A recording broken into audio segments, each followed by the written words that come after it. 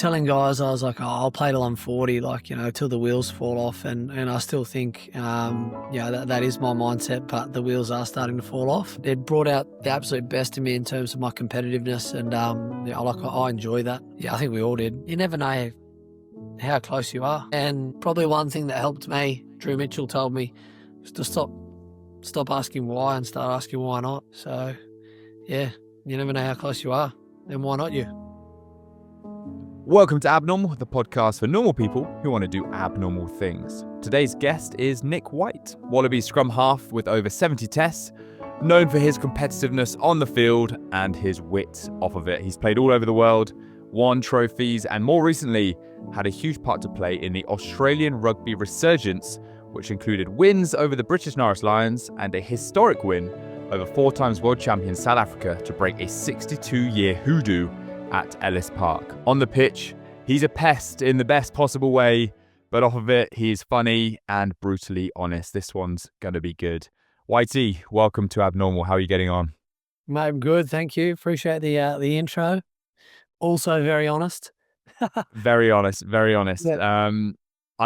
First of all, we just spoke about it a bit off camera, but let's talk retirement. Do you know what that word means? Yeah, I do. I've been thinking about it for not a long time, but I've been thinking for a little while. Something that, I think telling guys, I was like, oh, I'll play till I'm 40, till the wheels fall off. And I still think, that is my mindset, but the wheels are starting to fall off. And it was just about having an honest conversation with, with Joe and a couple other guys that I really respect. Made the call on the Melbourne week in the middle of the Lions.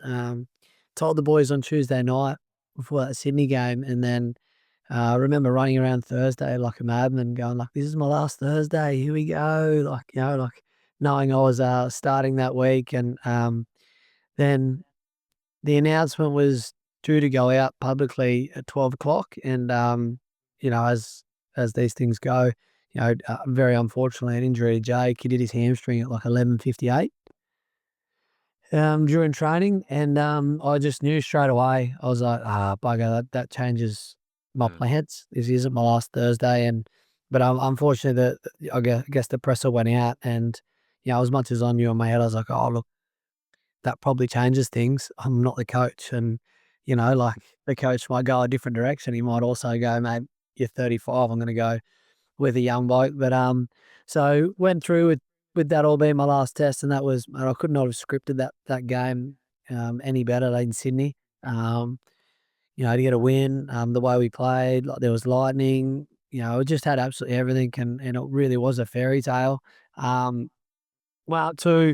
To where I'm from, which is about 2 hours north of Sydney, back to home up in the Hunter Valley. Was on my sister's farm for a couple of days, having a couple of beers, and then Joe rang me and said, all right, I've had to think about it. Are you able to help us out, go to South Africa? And, oh, mate, you're never going to say no to representing your country. And, me announcing my retirement wasn't, me wanting to give up there. It just was, I felt pragmatic. I wasn't going to be around for 2027.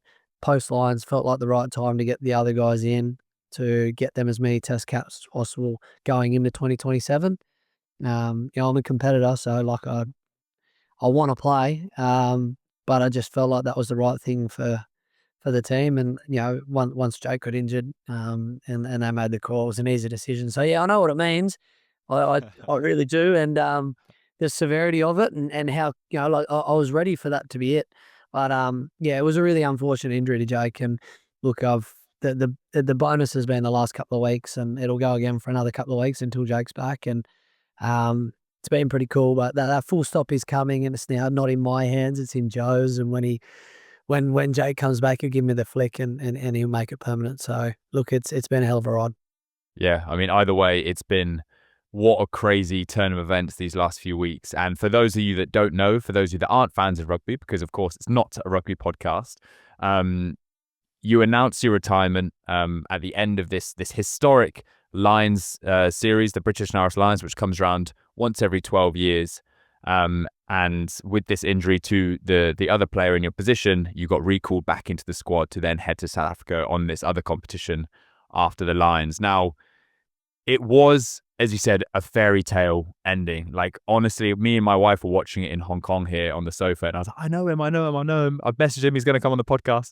And we were just watching, and you couldn't have written it better. Like, you were orchestrating the game.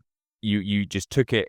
You were playing like it was going to be your last game in an Australian jersey. Honestly, it was so cool to see, and everything. All the commentators were geeing you up.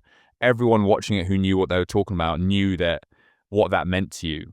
How did that feel? I know you just mentioned that you kind of knew that might not be your last game, but in that last test of that Lions series, it still looked like a pretty emotional farewell when you came off the field.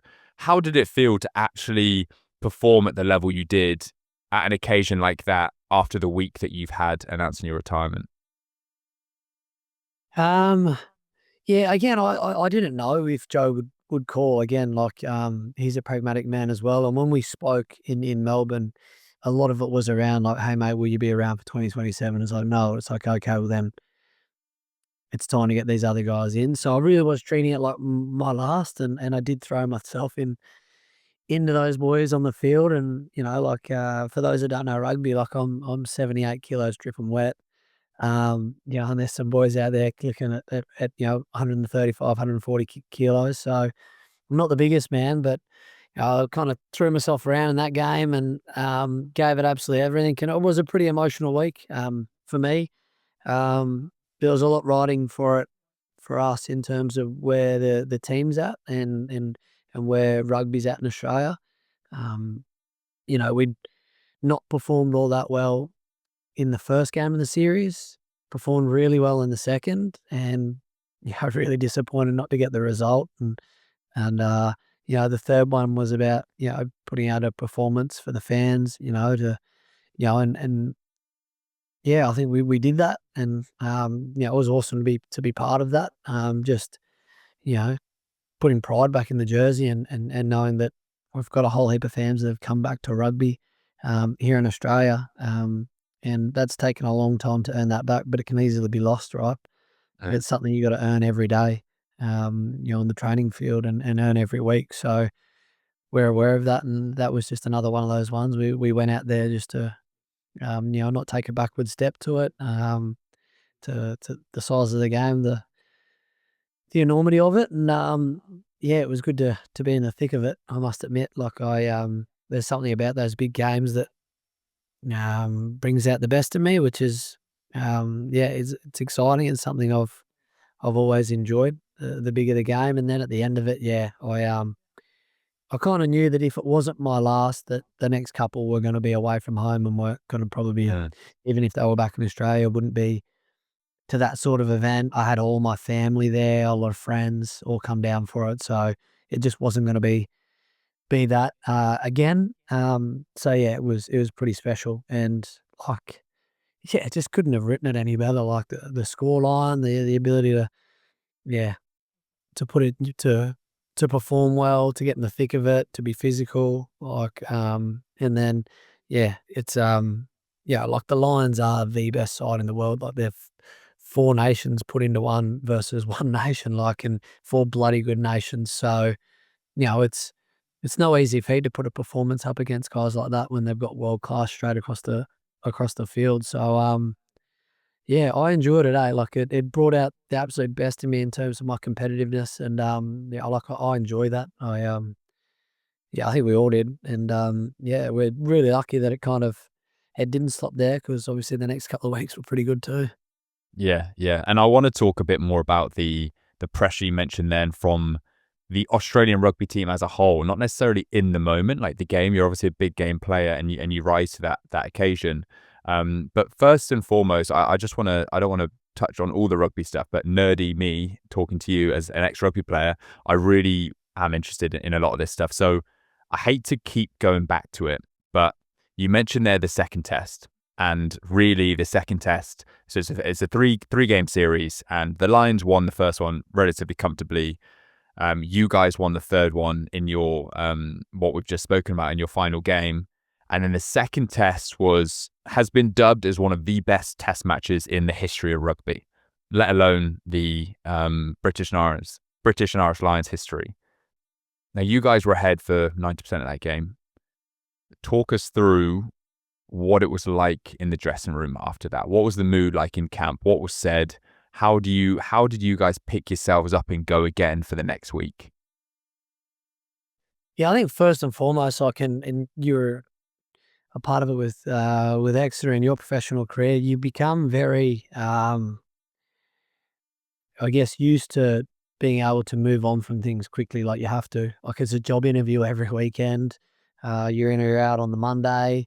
You know, you perform well or you perform bad. You have to back it up. You have to you have to keep moving forward regardless of what happens. But it is a once in a 12-year event, so it has a different level of kind of meaning to it. And in Melbourne there was 100,000+ people. It's We knew insane. we knew we'd played really well and let that one slip.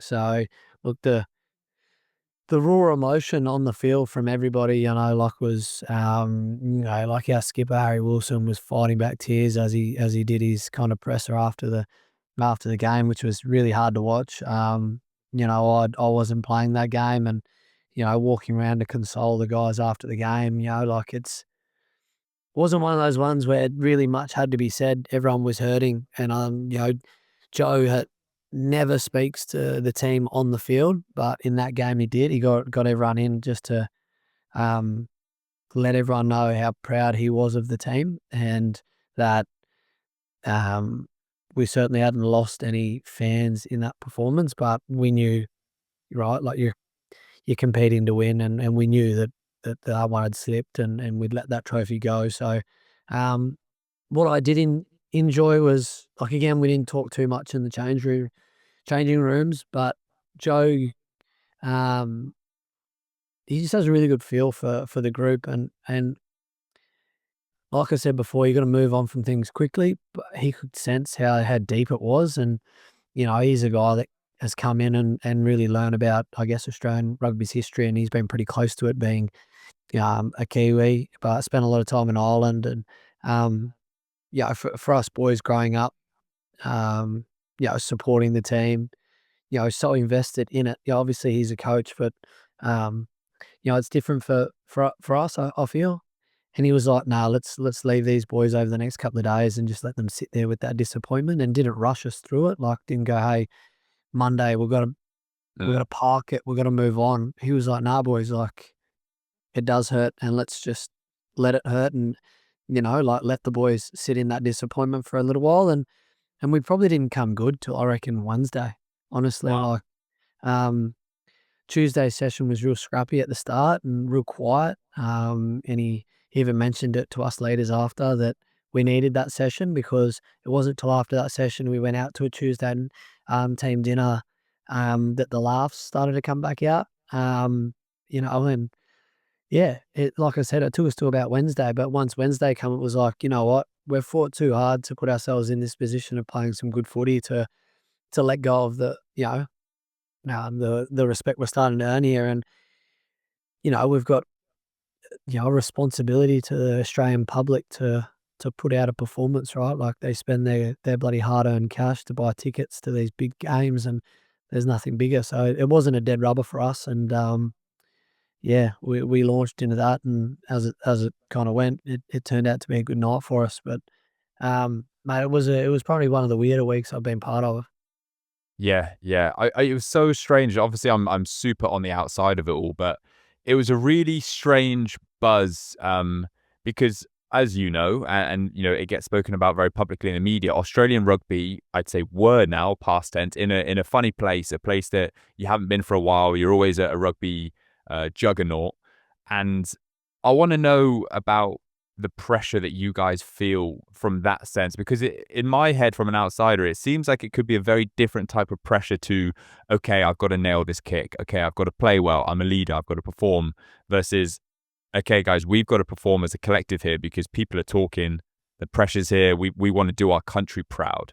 Do you guys feel that as a different type of pressure at all within camp? Ah, yeah, maybe. Like it's hard to speak for what the other countries and the pressures they feel. Because again, we don't feel their pressure; we only feel our own. Mm. But yeah, there certainly is.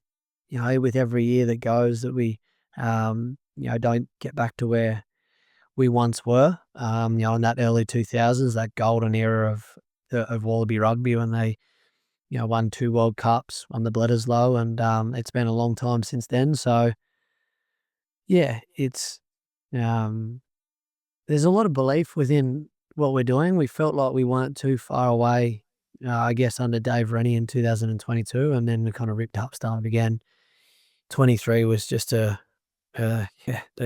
disaster of a year, that's been well documented.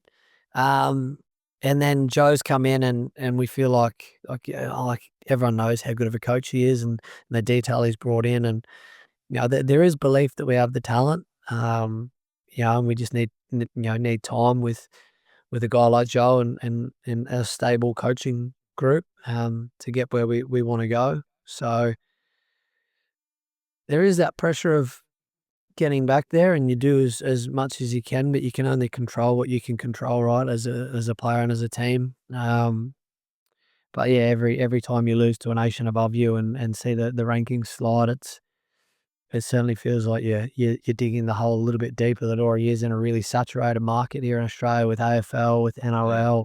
Um, so that's what I mean. We're in a position now that we really have to put the foot to the floor and make the most of what we've got at the moment. The momentum we have, like I said, the fans we've worked so hard to win back.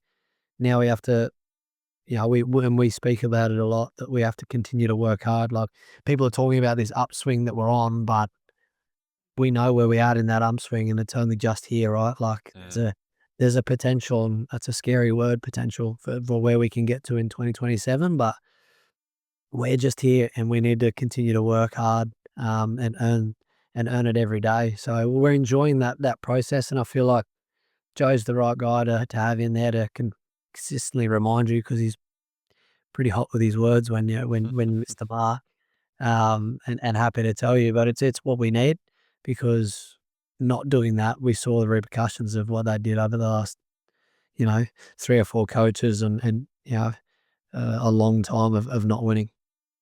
Yeah, I think, as you said, you're on that upward trend, and it seems it's crazy to say it as an English guy, but honestly, I think the last few months you've actually like harnessed more global support instead of just Australian fans. Like people want Australia to do well now because it's so much better when you guys are up there, and the results that you've put in are crazy, especially that South African one recently. And it's not just the results, but when you're watching the games, you can see the difference. Like you can see the fight, and you hear the stories coming out of how close the group is and the potential. And obviously, the World Cup is in Australia in 2 years' time, which Hong Kong have just qualified for, by the way. And So so you want it to do well, and the global support, I think, is, it feels like, for me anyway, as an English guy, that it's kind of rallying around Australia, which is cool. You mentioned there then, Whitey, about you guys on the upward trend, and some of the low points that you've had over the last few years.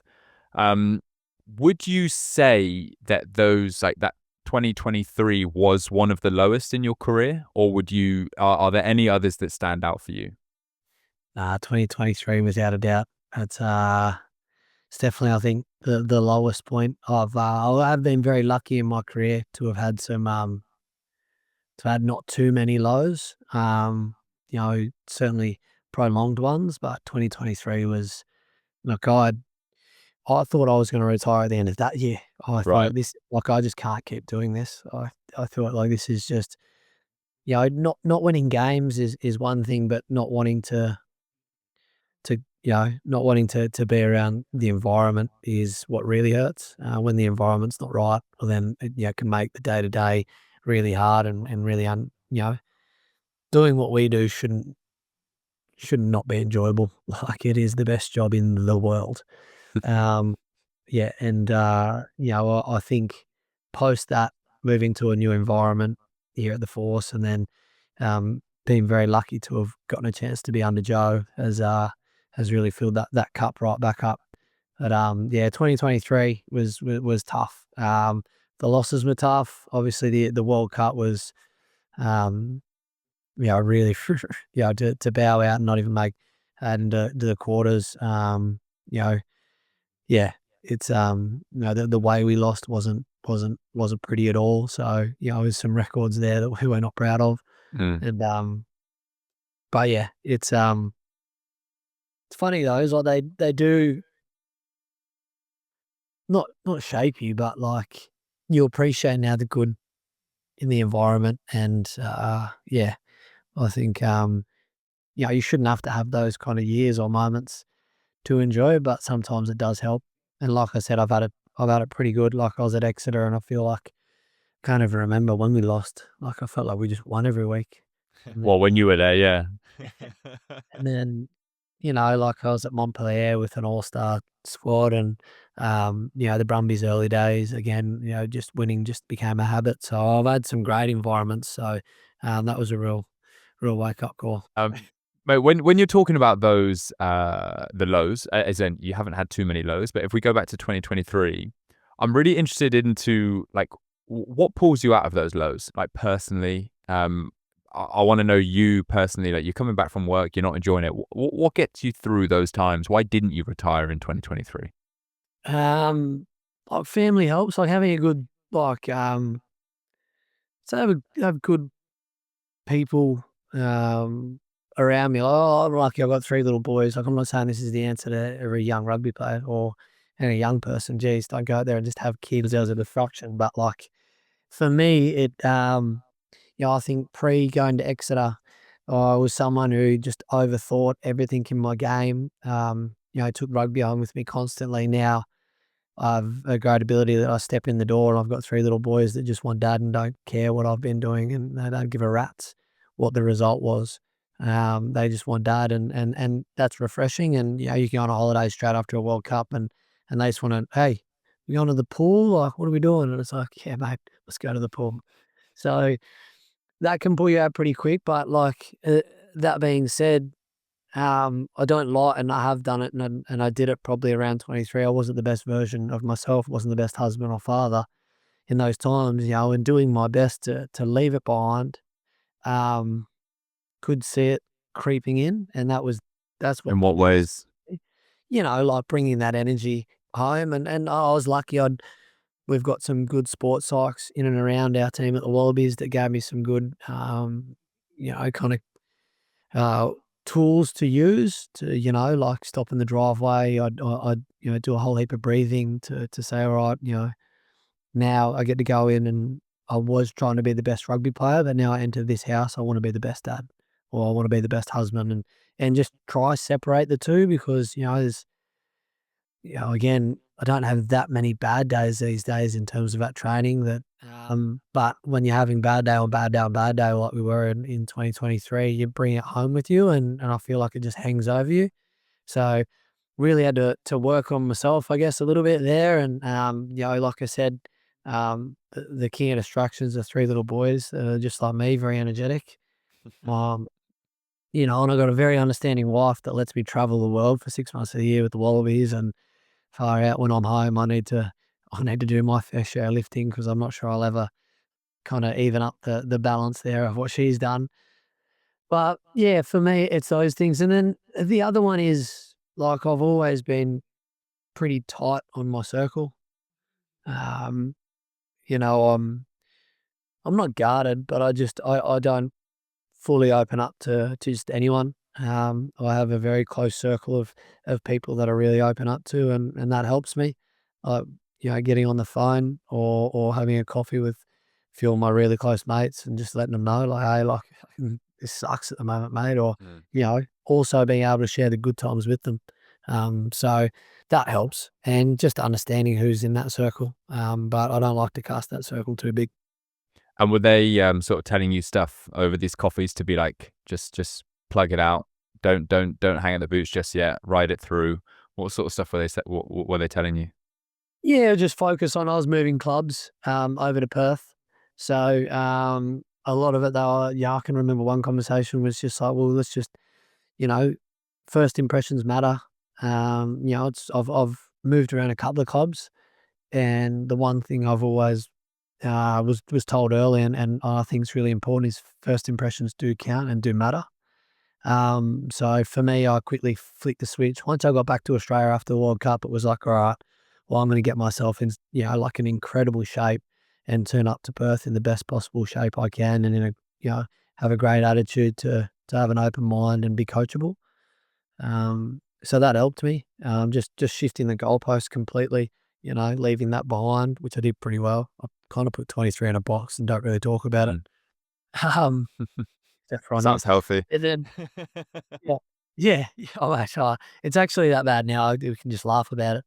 But, yeah, like, and I moved the goalpost completely, and I say as soon as I got to Perth, like, I fell in love with Perth, and then, I had new goals straight away, like, want to make the Force, make a difference at the Force, and yeah, I was probably lucky because I think maybe if I stayed in Canberra, that might have ruminated a little bit longer, that feeling. Mm. Yeah, change of scenery is always can be good, can be good. So Whitey, we speak a bit about, your retirement and, you know, all that sort of stuff. We haven't yet mentioned about pro sports or life after pro sports. Now you've had a very successful career, one of the most successful, and I would love to ask you, what is the plan after rugby? Have you given this any thought? I'm sure you have. Yeah, I probably started probably like 4 or 5 years ago. A few coaches, it was when I left Exeter. I think Rob asked me, he's like, "Mate, so do you think you'll go into coaching?" And at the time I thought, "No, like I'm 30. I've got another 10 years in the game playing." Um, then I came back to Australia, and then a few more coaches kinda started inkling like, you know, "Should I coach? Should I coach?" And, I was pretty firm on, "Nah, I won't coach at the end. Like, that's not for me. I'm gonna need to step away from the game at some point." Um, and some pretty big names start saying like, "Oh, mate, I think you'd be alright at coaching." You start going, "Alright, well, maybe I probably should give this a little itch." And then when you do get closer, now I've gotten really close to announcing it, you start thinking about it, you're like, well, it's a pretty big hole, can't just step away. So, I do have a role to go to next, within rugby. I'm pretty excited to stay in the game, and, yeah, I'd love to be able to pass on my knowledge to guys. So, especially in Australian rugby, I feel like it's something we haven't done all that well. Like older guys kind of just get pushed out. And, I remember looking at Mayfair, and you got like 35-year-olds, 36-year-olds, 37-year-olds, just guys that can pass on their knowledge, pass on the consistency of the Monday to Friday, stop that kind of roller coaster going like this, but like Yeah. come in every Monday and be like, no, no, no, we just back to routine. Yeah, yeah. That's great, man. It's crazy. So any like rugby player I've spoken to who's of your standard or ilk or has played international rugby, it's sometimes it's like a mixed bag. Some are like, no, I just want to get away from the game. I just want to Yeah. get away. And then some are like, oh no, coaching is for me. And it's funny how your opinion changed over time. And I guess when you get that confirmation from other people that you hold in high regard, that maybe you should stick around. We could do with some of your knowledge. I think that's really cool. I think that's really cool. So are you allowed to say what is next, or is it all not revealed? No, unfortunately, not yet. There's still a few pieces to play, but I've had it kind of done for a while now. Again, Joe was really, really helpful in that, and a guy like Joe, again, hearing it from him, you're like, all right, that's pretty cool. And he really helped me out with that. So coaching, we're doing coaching after sport. We don't know where yet, or where. What are the things that excite you the most about staying in the game and this new coaching career? Yeah, I guess, like, I love thinking about the whole game. I think I really enjoy like the chess game within rugby, like the systems, the shapes. I'm looking back at how I play the game. I've never been one that, is just you say those players have just got talent. They've just got that X factor. They just create something out of nothing. That was, and it still isn't me. Like have to move the pieces around to create Mm. space to play to the space.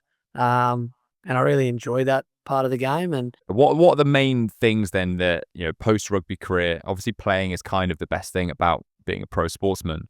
But what are you looking forward to? The main things about actually being on the other side and coaching. I think in the last couple of years, I've moved into a role, certainly with the Wallabies, being more of a mentor. I enjoy seeing guys get the most out of their talent.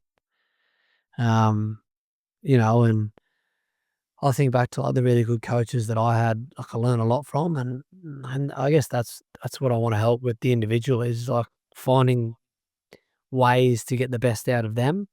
And sometimes you don't realize that until later on in your career of how to get that out of you. Mm. So if we can speed up that process, get them there a lot faster, that I get real joy out of that. And I found pretty quickly, um, when not being selected and seeing, Jake and Tate out there for the Wallabies and I'd be sitting in the stands and, one of them would do something that, like I'd given them, a bit of either a tip that week or something to work on, then I'd see actually help them and help the team. Like, I got a real kick out of it, and almost just as much as being out there. And I was like, oh, this is, and that's when I kind of knew I was like, what, I think this is something I want to do because yeah, like whilst I guess the overarching thing is you want to get results, but just seeing those little growths within an individual and within the team, when you see the team starting to get something that you've implemented, and it's starting to work and work well and everyone understands it, you're like, this is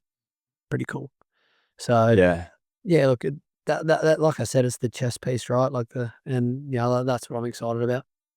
Is there was there a noticeable shift? Because you mentioned there about sitting in the stands when your competition technically is doing something good. Now I can't help but think a Whitey coming fresh onto the scene, just breaking into the Wallabies, maybe wouldn't have been as happy if you've been dropped or not selected that week, and then your person starting ahead of you had had a blistering game or done something good. Now, again, I can't speak for you, but has there been a shift as you've got to the latter stages of your career where you've actually noticed, oh, I'm less jealous or envious, or I'm actually really pro this person's growth? Yeah, I think it's probably where we're at, the Wallabies, and I think it's probably happened since I've come back to Australia since after Exeter is post that 2019 World Cup where, things again didn't go too well for us. Um, you know, I, I think the squad now that we've got now is pretty much a fair nucleus of it has been together since about 2020. And the early days, obviously, you've got that the establishment of the pecking order boys are pretty keen to get the jersey and it's all Mm. about the individual. But you then pretty quickly realise that, like, far out, like, we just need the team to do well. Like, we need to start doing well. And then you create like relationships within the group and you start to, the performance and getting the result becomes more important than the individual. And like, we've got to reel that, I guess it's easier said than done that having that team first mentality is really important for us because we really need the team to come first because we need to start doing better for our fans and for Australian rugby and to get back to where we want. So, look, wouldn't say it's just me. Or maybe I've been accelerated and a bit more thinking like that just because I'm at the end of my career. But I can certainly see it within the team. Like we do talk about it quite a bit, especially since Joe's come in around the squad effort and putting the team first. But you're seeing the behaviours kind of day in day out actually being represented, Mm. um, and I think a massive part to do that is again, I was saying it's where our game's at. Like, and I think maybe that's where we've won some fans over, like you're saying, globally, is because like everybody wants us to do well. Um, because it's been a bit of a dark period for a little while, and especially 23 when we dipped that low. Um, it's yeah, like it really needs to be team first, as I said. So it's exciting and it's a good place to be. Like you become addicted to those behaviors as well. Like you do it once or twice and it feels really good, and you get addicted. Mm. Oh, who is this? being a good bloke. This is What is this feeling? Yeah. what is this? Yeah, I mean, so, obviously, you've got 35, 36 competitors all in a room, but getting them all to buy into the one thing, and then, when the team gets announced, there's a huge applause for anybody who gets in, and I certainly know amongst us 3 nines, again, we've been together, the 3 of us, for 5, 6 years now. Um, like, whoever gets the nod, we're the first to go up to one another. It's bloody cool, like, the 3 of us hang out after training. Like, we've got a good relationship there, and, it's certainly, easy to do when you're in the jersey, Mm, but to do it when you're not in the jersey is cool, and that's what I've kind of enjoyed, I guess, the last couple of years, is showing guys how team first I can be, and, um, from being the guy that was in the 9 jersey and a leader for a few years there, asked a lot of the non-23, but then when you're in the non-23, you can show the guys the same behaviours that you're asking for, and I've enjoyed that. that's really cool. You're lucky enough, Whitey, to have played and worked with a lot of great and world class performers across your career. I'm interested, are there any recurring traits of the very top performers that you've come across in your career? Yeah, like, there is absolutely no, substitution for hard work. Like, there'll be a handful of guys that I can think of that I played with and played against that have just been flash in the pan for a season or 2, but the guys that are good from when they come in to when they finish are, like, just happy to grab the oar and pull, like, and I think yeah, I can start naming some names, but to be here for a while, but yeah, like, they've all got a huge work ethic. I think, like, talent gets you so far, but there's plenty of talented rugby players in the world. But the ones that are right at the top have just this unbelievable work ethic, and it's pretty cool. It's I think the hardest thing for people to understand is it's not healthy, Mm, or it's healthy to the guys. I feel like my perception of, like, a balance, my balance is nowhere near, like, a normal person's, like, balance. So, like, and again, that's, I guess, what I'm talking about, that small circle I have, understand it. But, um, yeah, the guys at the top, they're a bit obsessed. Not a bit obsessed, they are fully obsessed with their craft. And that's how they get to the top and stay at the top for a long time. So, yeah, it's been cool. I've seen lots of different characters have that trait as well. They're not all the same, but they do all have something in common, and that's just work as hard as you can, because there is no substitution for that. Like, some guys have a bit of talent, some guys can understand this better than that, and all sorts of things. But at the end of the day, there is one common thing in our game, and it's work bloody hard. apart from the hard work as a common trait, is there anything that separates the great players from truly the world class players? Because I assume that you can have great players that work really damn hard, but what separates them from being world class? Um,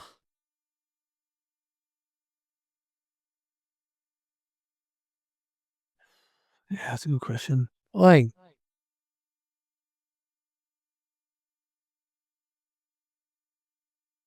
think it is that obsession, right? Like, trying to think of the couple of guys I'm playing with at the moment that I would consider world class. I think there's a confidence too. I can I don't know where you get that from, or how you get it, how you coach it to, is if you can bottle it up or write a book, and you'll be a rich man. Um, but yeah, the proper world class guys have just a, um, short memory. Mistakes don't bother them. Like, like that era, the confidence, you see it in the guys that are proper good. They make a mistake, it just doesn't bother them, because they know, Mm. like, a good moment's coming. Give me that same opportunity again, and I know I'll nail it. Um, and yeah, they've just, has it come from just a self-belief? Has it come from experience of doing it well, and doing it really well at the big stage? I don't know, but yeah, the proper world-class ones have all, that trait of working hard, and, and a bit of talent, but then they just have this just confidence to be able to do it under the lights. Because I've seen some great players on training fields, like seen some guys on the training field. I thought, oh, you're going to be phenomenal, but then under the lights, under the pressure, just don't have the ability to put it together. So to do it under the pressures of everything, just this, yeah, I don't know what it is. If I had to ask you, who's the most clutch player you've ever played with or against? Or who's the first name that comes to mind? Oh, Christian Elefano, like proper clutch for a couple of years there that we played together at the Brumbies. Like I can list maybe 6 or 7 games that came down to a goal kick to win the game at the end of the game, and he nailed all of them. Like he was the Iceman for a bit. Jeez, said the Iceman. That's Bernard Foley, isn't it? Um, I doubt he'll listen. Nard. Well, Nard's another one, and he does have that confidence and works hard, and um, an extremely smart rugby man. Not all goal kickers, like George Smith. Yeah, he was clutch again. Like the bigger the game, the bigger the man. Um, Henry Slade. Yeah. That one does pain me to say.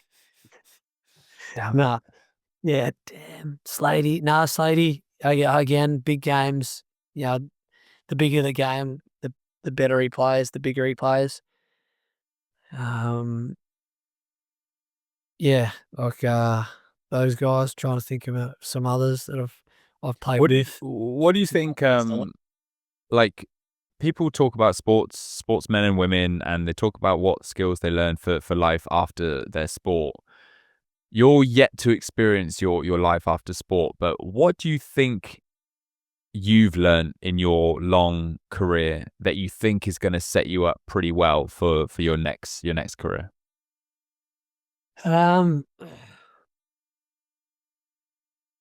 yeah, I think living in high performance for such a long time, being able to deal with those stresses, like, um, I kind of mentioned it before, and it's something I kind of say to my family all the time, especially in the international game. And I've probably been a little bit luckier with my clubs, kind of knowing whether or not I'll be playing that weekend or not. But like every weekend when you go out there to play, it is more or less a job interview for the next week.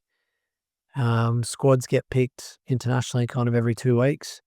So then you go home, you sit on it, and you don't know if you're in or out. So just being able to deal with that kind of yo-yo of and regulate while that's happening, I think that's something that should do pretty well if coming across a job in the future that requires to, have a bit of hopefully some more stable jobs out there.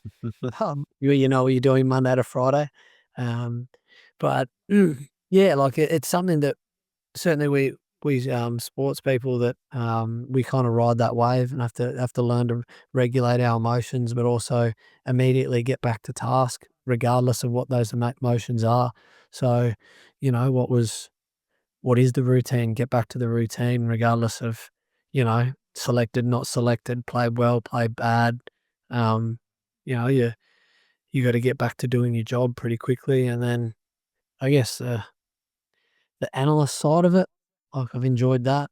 Um, not sure what that sets you up, but like there are so many hours to a sports person's life outside of it, analysing everything your own game and opposition's game that are hours spent outside of the what people would consider their work hours. Um, so it's being that kind of being able to sacrifice for knowing what you want.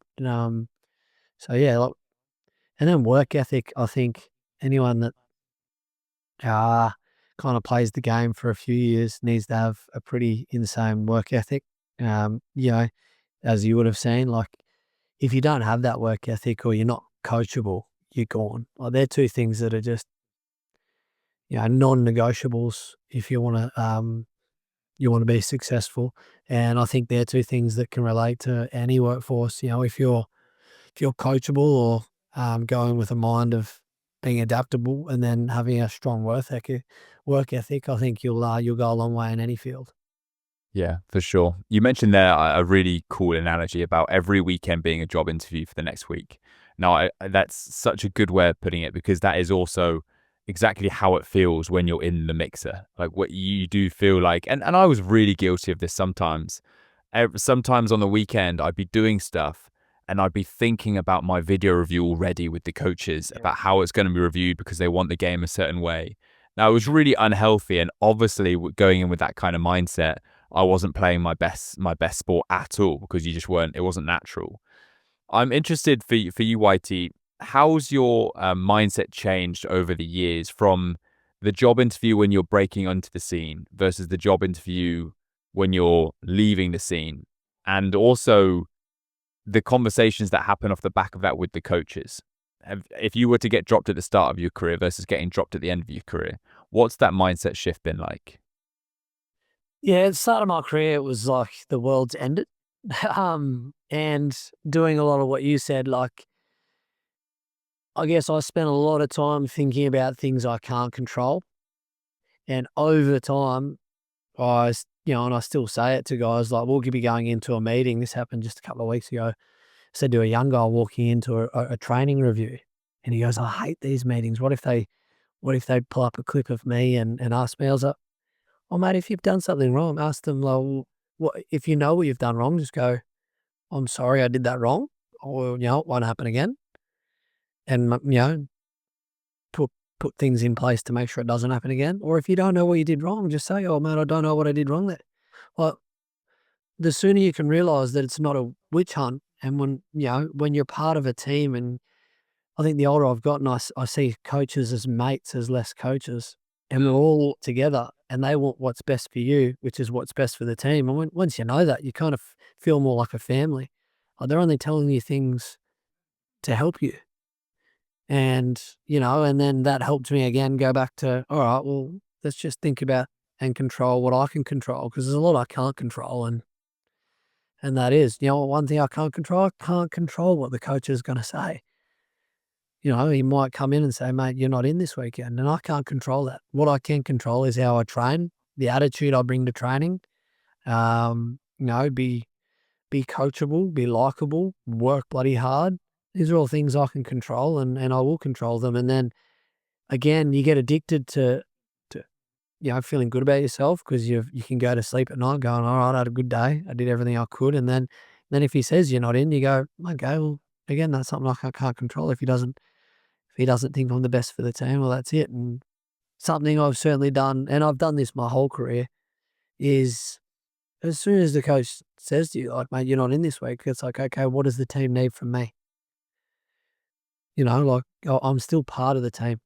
Like I said before, once you see the team as a team, as everybody, it's like, okay, I could go out, drop my bottom lip, kick some stones, and just, be a bad energy. Or I can go out there and say, all right, mate, what do you need? Well, okay, I need you to train as much as you can like the opposition, to give them good pitches so they can get the muscle memory. Done. Let me do that really well. Like, give myself a goal immediately of like how I can help the team. Because then when we do get the result on the weekend, I feel part of it. Yeah. You know what I mean? As opposed to, and I do see the trap of, and I was in that trap when I was younger of, all right, kickstones, life's unfair. I'm not going to talk to him, I'm going to sulk, or I'm going to, it's just an unhealthy way to look at it. But that's a part of maturing. It is. It is. And you mentioned one thing there, which I think also is another super skill of athletes going into another career, which is the ability to take feedback. It is the ability to take criticism and not take it personally. To have that thick skin, but realize that it's for your betterment. It's often for the betterment of the team. Whereas, unfortunately, I found out this the hard way when I first worked in corporate in Hong Kong. Often people don't like feedback at all, no matter how soft or whatever. I thought I was being super nice and making friends with my colleagues, but a couple of HR reports later, and that wasn't the case.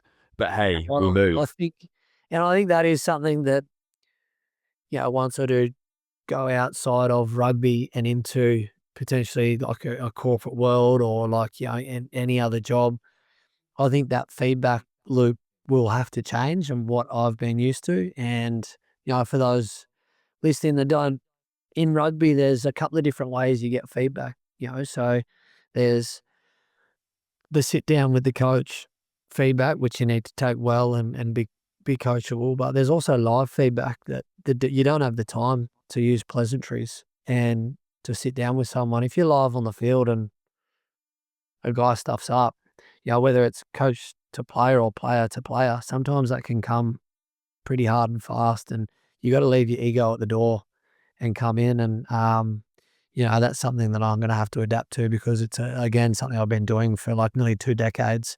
And I am, as you would have seen firsthand, I'm pretty uncompromising when it comes to a handful of things. Like preparation and effort are two things that are two very controllable things. And if someone comes unprepared and doesn't know their role or know their job, well, that's unacceptable for me. And that'll come pretty hard and fast on the field when found out. And then again, if you don't show effort in certain areas, that can come pretty quick, hard and fast. Again, don't have the time to stop training and come in and let's have a coffee and, hey mate, how are you feeling today? Mm. Just comes in a way. And something I've found works for me, and I know I'm going to have to change over time, but something that works for me is like letting guys know that you're going to get this feedback from me. There's ways you want to hear it, but sometimes there's ways you've got to hear it. And I've learnt that from copying as well, like from certain guys. But yeah, that'll be a real rude shock that I know is going to come for me. Mind you, I am different off the field than on the field, but Of course. there is that, like, we do in our environment so different to like so many different environments, Yeah. like criticisms. You have to learn to leave your ego at the door. Again, it is only for the betterment of you and for the team. And it comes in ways in the team room, or like, sorry, like routine review, like quite nice, or one-on-ones nice. But then on the field in front of your peers, you can cop it like, mate, not good enough, with a Mm. few, you know, choice other. Expletives. Yeah, Yeah. because there's been a few like famous instances whenever this happens on the field, whenever the cameras catch someone piling into a teammate, it's always caught and it goes viral, because normal people are like, "What? This is so unfair. He's absolutely drilling his teammate." I remember there was a damn bigger one in the recent World Cup, Yeah. and actually, like, that's so normal. That's so normal in that environment, because not only is it live and tempers are heated, but that is how you deliver feedback oftentimes in the moment, because you don't have time, you don't have anything, you don't have the time, you don't have the luxury to sit down, have a coffee, give feedback, or even wait till halftime to deliver the message. You need to have live, clear, crystal clear feedback, so that you can then iterate on the go instead of having to wait and delay. So I think that's something that often gets caught up by cameras and shocks a lot of people, when actually that is the reality, right? Oh, it is absolutely reality, and you don't know the next set of phase. You might be put in that exact situation, so you don't have like, we can't wait till a breaking play. It's like, mate, you need to hear it. You need to hear it now. And for me to get it across pretty quickly when my heart's already at 180, Mm. we're in a confrontational, pretty heated moments. It tends to come across pretty heated. It sometimes, I think a lot of guys, like, it's not meant to, but it comes across as like, for fuck's sake, that ball needs to go out, Mm. which I'm pretty sure Dan Bigger said to Yeah. George knew It it. was along those lines, yeah. Um, and you don't know what's said during the week. Again, like, have they spoken about that? Have they said, in this situation, we're not going to do exactly what you just did? Which again is like, to me, that's lack of preparation, mate. Like, Yeah. what in our world, it's like you get it. You get one chance and that's it. You don't get second chances. Second chances, like, you learn and you learn once. If you're having Mm. to learn twice, well, then you're either, you know what I mean? You either think better or you're not thinking. And which one is it? So, it can be pretty brutal out there, but, like I said, that's high performance, but it's something that, like, hopefully don't have to get into in the near future. But I Yeah, but think you're going to stay in rugby, finance man. So HR issues. yeah, well, that's why I now work for myself. Too many HR issues. Yeah. Mate, Oh, when we're talking high performance and it's a results-based business, right? We spoke about Australia in 2023, bad results. Talking about Australia now, great results on the come up. But then we're also talking about process focused. So lack of yeah, effort, lack of preparation, or being prepared, putting all the effort in. So then it seems quite contrasting because it's a result-based business. You get judged on wins and losses, on dots in the column. But as a player, you focus on just the process, or do you focus on the outcome as well? absolutely the process. It is an absolute it's the beauty of high performance, right? Like in any sport, that it's an outcome based, and you absolutely have to stay in the process. And the higher and more important the game, the better you stay in the process, the better the team, the better the, chances of getting the right result. And that is easily one of the hardest challenges as a player, is like in a grand final week, you're heading to Twickenham with Exeter. We're going up there, we're playing Saracens. It's a huge game. All right, thinking about the game, thinking about the result, thinking about the after. No, you got to stay in the process, and what might get you that result is Monday, turn up, go to David Lloyd's, turn up early, get a coffee with Lav. You know what I mean? That's Go all to he's the good cinema. for. Now, please, you're good for good vibes on a Monday. Pick me up. That's No, about I it, yeah. mean, stay in that exact routine, and that's what I loved about Exeter. We were very routine based, but it's stay in that routine, stay in that process. It has to, it has to look exactly the same. You have to concentrate the same, and but in those big games, you're getting dragged harder and harder, and that's the beauty of high performance. Like in the really big games, it's how well you can stay, you know, task focused in those big moments. And then the bigger the game will just draw out more emotion, which can aid a good performance, but it can also kind of derail it as well if you feel like the emotion get too high. But, again, something I really liked at my time in Exeter was, and Joe does it with the Wallabies now, is we do a mindset meeting. I remember Rob would do ours before we get on the bus, and have, our attack leader and our captain talk about the mindset we need before we get on the bus and head away, or, after captain's run before we go home, like something to, you've set the process up all week. All right, now touch on that emotion of, because it can aid performance. And then we do that with the Wallabies at the moment. Really enjoy that right at the back end of the week. You've put all the pieces in place. All right, now it's a bit of emotion, but even that emotion, it's like, how do you pour that emotion into the process? So into the finer details Mm. of the carry, the clean, into the system, to working hard, pour your emotion into working hard in your center split, working hard on, staying really focused in those big moments. So it is a super contrast, and something that, like, it's a balancing act of the powers that be, and talk about is like, we need results, but we also need to stay focused on the process, which will get us the results. So it's an oxymoron, really. How would you like to be remembered, Whitey, when all's said and done? Um, oh, just someone who had a crack.